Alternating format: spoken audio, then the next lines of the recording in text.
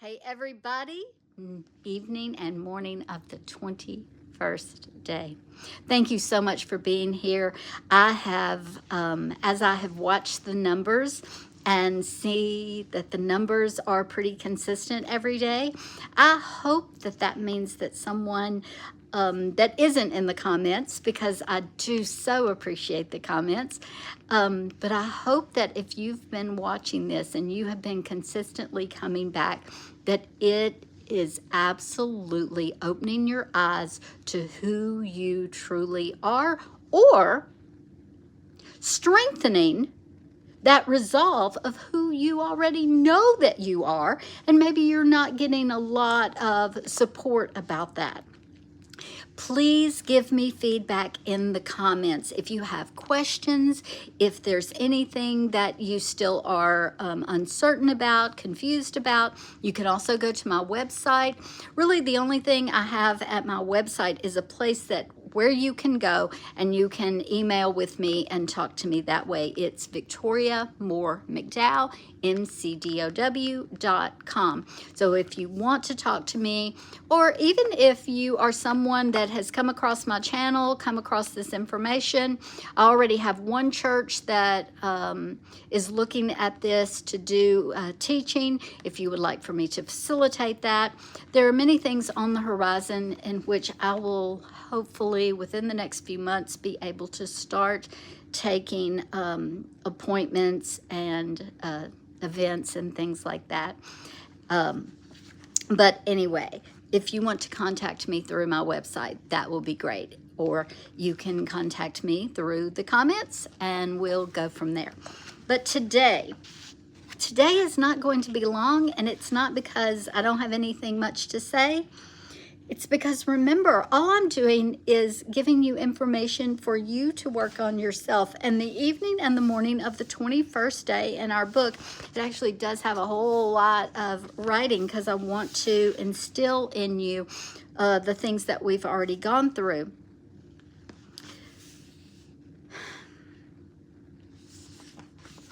But this is how I'm going to end it. I'm going to make one more video to kind of give a conclusion. But on our last day, what I want you to focus on, remember, understand, become an integral part of you, is that as a tripartite being, made in the image of God, how do you navigate being in the world but not of it? Because if you have a lot of trauma, a lot of religious mindset, and I know Myron suggests that we don't use words like trauma sometimes, but so let me explain trauma. If you have limiting beliefs that change the way that you are able to operate, if they constrain you from being able to be the unstoppable you because you go back to a particular situation, trauma, once in the original word, because I've done a word study on trauma, but in the original, it used to be physical. It used to, and I'm trying to remember maybe it's Latin. I was trying to remember its original language. I think it's Latin. But that part doesn't really matter.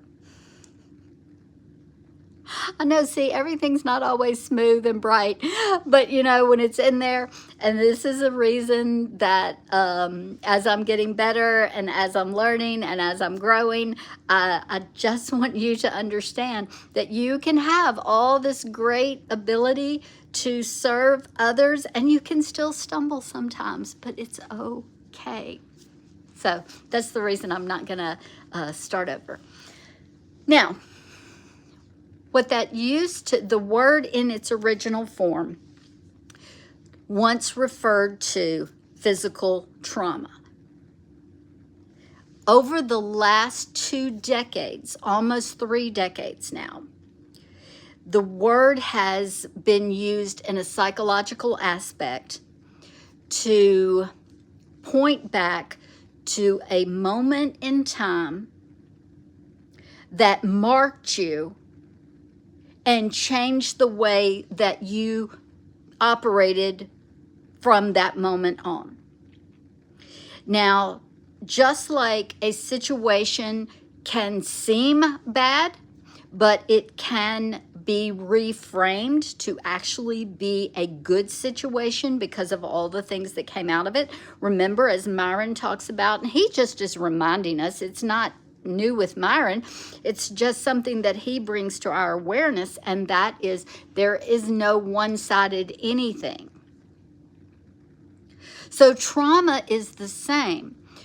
It may have been a traumatic experience or a series of traumatic experiences that has given you limited beliefs, or, as I've always also talked about in this challenge, it has impacted your physiology. It has that experience or those ongoing experiences have put neural pathways in your mind. That's why, y'all, we cannot separate ourselves. And this it goes along perfectly. Being of the world, in the world, but not of the world. See, as believers, we don't need to be afraid of energy and frequency, of natural healing methods, of health and divine health, and talking about the physiological aspects of things. We should be wise kings knowing what we're talking about. And God doesn't separate these things. Jesus talked over and over and over again. He used farming. He used agriculture. He used all these examples, business examples, all of these things, the things that were right there in the natural realm. We talked about, and thank you, Rebecca, she had put this in the comments. We talked about his armor, when we're in his armor. And I told you about, guarding with his righteousness, our heart and our belly. And I brought it up again. I'm sorry, I'm kind of yelling. I'm being loud. I'm just so passionate about it because it is the full counsel of God, is the scripture. And it is the full counsel of his creation that we want to know and utilize. And so when we're in the world but not of it, that means I understand frequency. I understand that I believe that some of the disruption that came this week was because I let my guard down. I was like, okay, well, I'm going to be in this, I'm going to be in Myron's challenge. I'm going to be shooting my challenge. And I've got my grandchildren here because of some family stuff going on, still taking care of my mom. So I accepted, I even out of my own mouth said, well, disruption follows intention. But instead of disruption follows intention, but I'm not going to lower, what I did was I lowered my frequency. I used corrupt words. That may be a little more advanced for some of you that are listening, but that's okay. It's just like when I talk to my grandchildren. I talk to my grandchildren like they're people. And so they learn how to have conversations that stretch them. And all I do is I say, if you don't understand, you can tell me, and it is up to me to make sure that I frame it in such a way and I say it in such a way that you can understand. So if you don't understand some of the things that I just said, again, you can ask me questions. But I also want you to stretch and go out there and find out. This is a challenge. We are supposed to leave here differently than when we arrived. So when you learn about frequencies, when you learn about corrupt words, corrupt communication, the Bible tells us, let no corrupt communication come out of your mouth, only that which is beneficial. Corrupt words have a different frequency. Corrupt is not cussing. Cussing is obviously corrupt, but it's speaking against the identity of who God says you are. That's corrupt communication. That's a pretty big definition. But God has great things for you. You are the unstoppable you.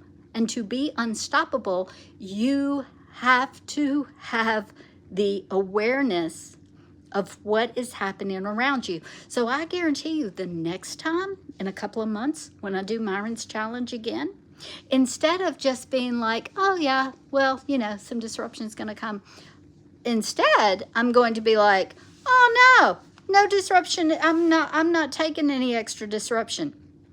Now, will there probably be some things that show up? Yes, because again, that's the way it works. But I mean, my dog got sick this week. She's still not feeling good. It has been from everywhere. But because of my years of neglect and abuse on different levels, and some things that really hurt me throughout my life, I am able to carry a lot and still be okay. Now, that's a blessing in one respect, but it's also something that I have to guard against, because I know that I can carry a lot of weight emotionally and all of that kind of stuff without it really feeling like it's affecting me, but yet it is.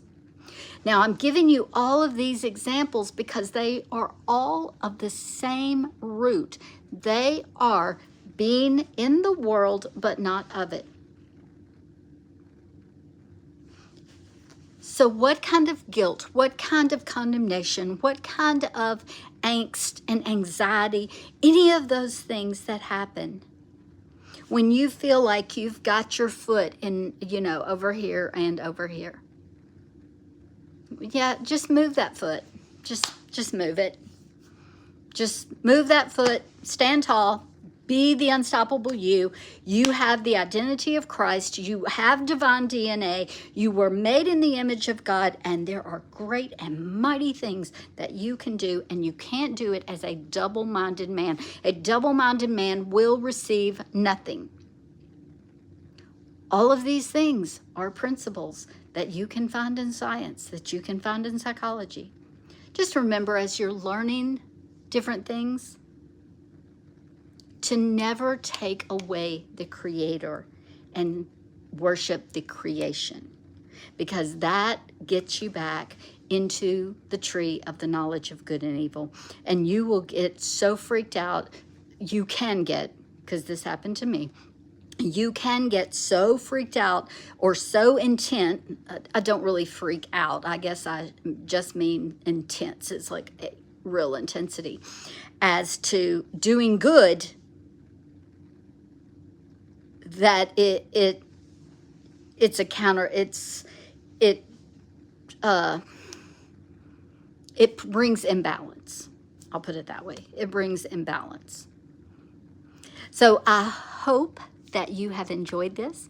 I'm going to keep this up for probably the next few months, and then I think that this is going to go into it's going to go into a different application where it will have to be accessed. And of course, I'm going to be turning this into a 5-day challenge and some other things that are going to happen. And I thank you so much. I want to let you know, if you will go ahead and connect with me now through VictoriaMooreMcDowell.com and say that you have been on this challenge, then I will do a special offer just for you when this goes into a full-blown Zoom room type challenge, and for future events and for future books and other things that happen. Just for being here, just for hanging out with me on this very first challenge, if you will go to Victoria Moore McDowell and let me know that you saw this on YouTube, then I will gift you a very special offer as time goes on. So thank you, and I'll be back here tomorrow.